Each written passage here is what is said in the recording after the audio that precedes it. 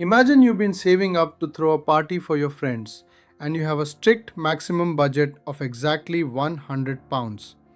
The venue costs a flat fee of £25 and each pizza you order costs £15. How many pizzas can you buy? If this was a standard GCSE algebra equation, you might write 15x plus 25 equals 100. But in real life, you don't have to spend exactly £100. You can spend £80, £95, or even £40. As long as your total spend is less than or equal to £100, you're safe. This real-world constraint, where you aren't looking for a single exact answer, but rather a safe range of possibilities, is exactly why we use inequalities. And today, we're going to learn how to master them. Hi, welcome to My Exam Revision. In this video, we'll be looking at linear inequalities. This lesson is divided into 3 sections. In the first section, we'll learn what inequalities are, what the different symbols mean, and how to solve a double inequality to find the list of matching integers. In the second section, we'll look at how to solve linear inequalities step by step, including the number one golden rule that trips up almost every student in their exams. In the third and final section, we'll work through a classic GCSE past paper question where we have to solve 2 separate inequalities and find the whole numbers that satisfy both. I've added timestamps in the timeline below, so if you'd like to skip ahead to a particular section, you can do that easily. I've also included detailed notes in the description. If you'd like to go through the steps more carefully in your own time, you can click the link and follow everything step by step. Let's start by looking at what makes an inequality different from a normal equation. To keep it really simple, imagine we write down x equals 5. This is an equation. It is incredibly specific. It means x can only be one exact number, exactly 5. But what if we write x is less than 5? This is an inequality. Now x isn't just one number anymore. It could be 4, 3, 0, or even negative 100. Any number that is less than 5 works. This whole range of possible answers is what we call the feasible region. Because inequalities represent boundaries, we use 4 main symbols.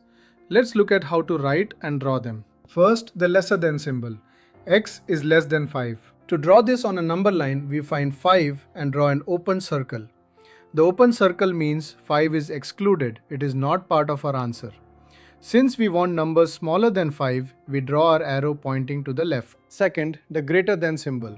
X is greater than 5. Just like before, we draw an open circle at 5 to exclude it.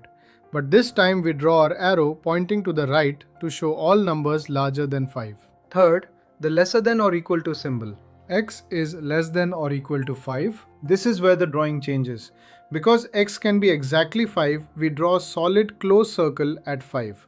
This solid circle means inclusion. The boundary number is part of our solution. Since we want numbers smaller than or equal to 5, we draw our arrow pointing to the left. And fourth, the greater than or equal to symbol. X is greater than or equal to 5. We draw a solid closed circle at 5 to include it and draw our arrow pointing to the right. Now, let's look at a classic past paper style double inequality question. In your exams, you might be asked to solve the inequality negative 3 is less than or equal to 2x minus 1, which is less than 5, and list all the integer values of x that satisfy it. To solve a double inequality, we must perform the exact same operations on all 3 parts of the expression: the left, the middle, and the right. Our goal is to isolate x completely in the middle. Step 1. We need to get rid of the negative 1 next to 2x. To do this, we add 1 to all 3 sections. Negative 3 plus 1 is less than or equal to 2x minus 1 plus 1, which is less than 5 plus 1. Negative 2 is less than or equal to 2x, which is less than 6. Step 2. We need to isolate x. Since x is multiplied by 2, we divide all 3 sections by positive 2. Negative 2 divided by 2 is less than or equal to 2x divided by 2, which is less than 6 divided by 2. Negative 1 is less than or equal to x, which is less than 3. This is our solved double inequality. But the question also asks us to list all the integer values of x that satisfy this. Remember, an integer is simply a whole number. Because we have a lesser than or equal to sign next to the negative 1, the number negative 1 is included in our set of answers.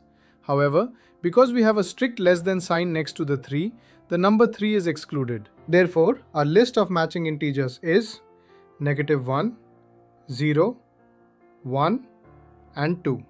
Before we move to the next section, I want to quickly mention something that will help you practice this topic properly.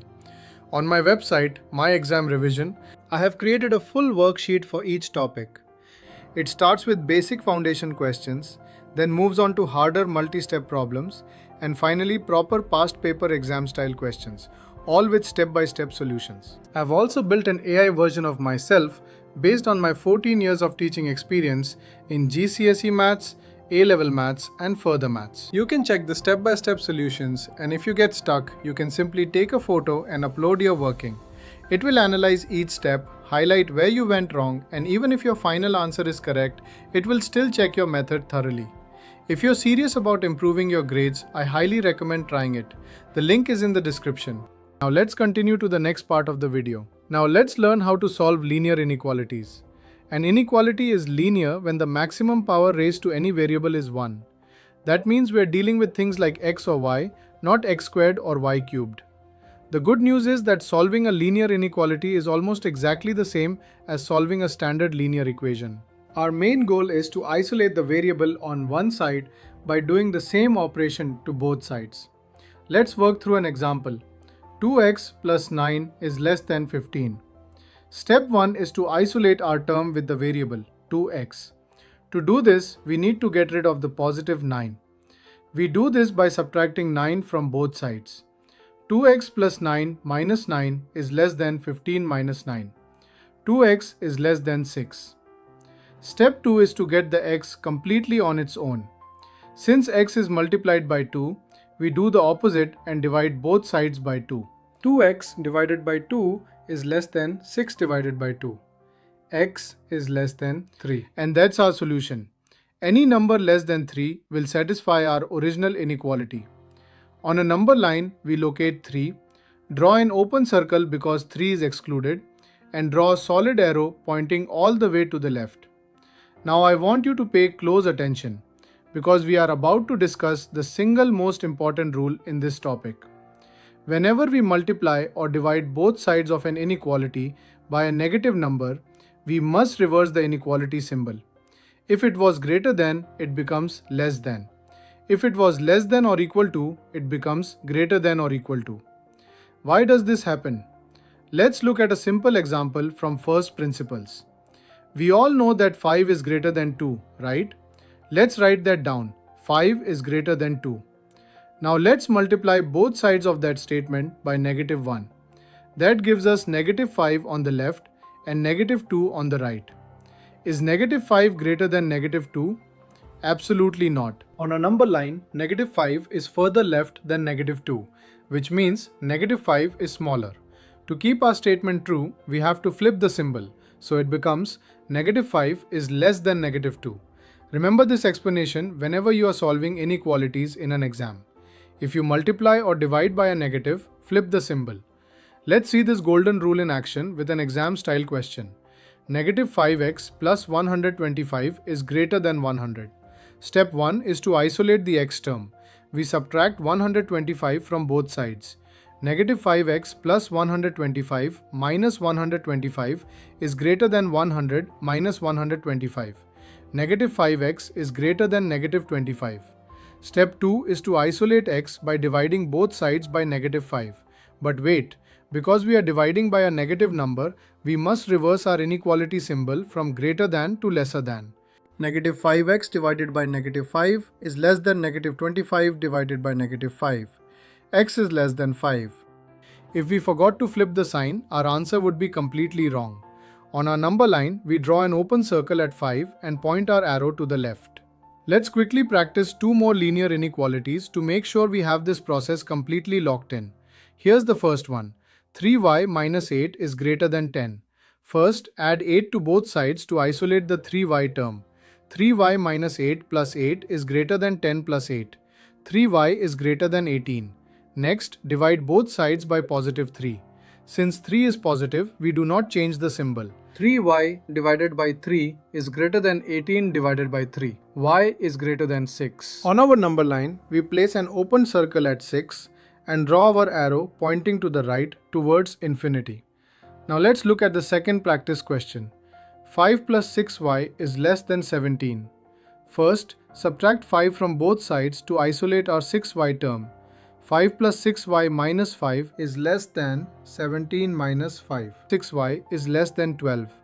Now, divide both sides by positive 6. 6y divided by 6 is less than 12 divided by 6. Y is less than 2. On our number line, we place an open circle at 2 and draw our arrow pointing to the left.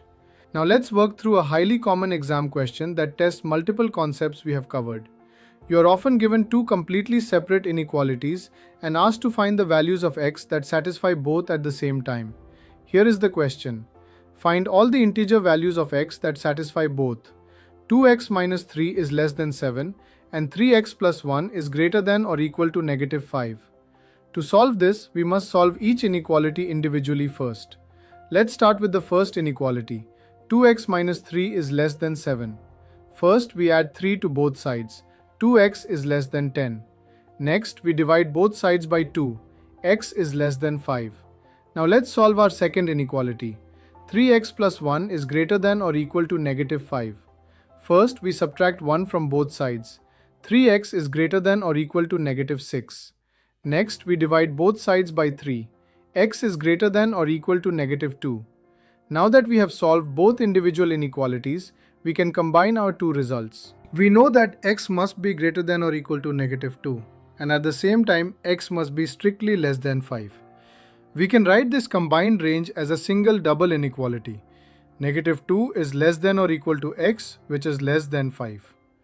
Finally, we need to list the integer values that satisfy this range. Because of the or equal to sign next to negative 2, the number negative 2 is included in our list. But because of the strict less than sign next to 5, the number 5 is excluded. Therefore, the integer values that satisfy both inequalities are negative 2, negative 1, 0, 1, 2, 3, and 4. This is a fantastic way to secure full marks on simultaneous inequality questions in your exams. So, to summarize what we have learned today. First, equations find exact values while inequalities find a range of values. Second, on a number line, open circles mean exclusion and solid circles mean inclusion. Third, always remember to reverse the inequality symbol if you multiply or divide both sides by a negative number. And finally, for simultaneous inequalities, solve both parts separately and find where their integer ranges overlap. I hope you enjoyed this video. If you did, please give it a like and subscribe to our channel. We will be bringing out more educational content like this, so make sure to follow the channel. Also, don't forget to try the questions on the worksheet linked in the description. Thank you for watching.